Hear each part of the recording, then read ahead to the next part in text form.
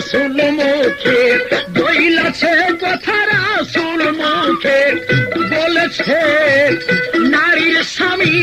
অমূল্য রত্ন রাসূল কইয়াছে আমি বলে যাই সবার কাছে আমি বলে যাই সবার কাছে নারীদের স্বামী অমূল্য রত্ন রাসূল কইয়াছে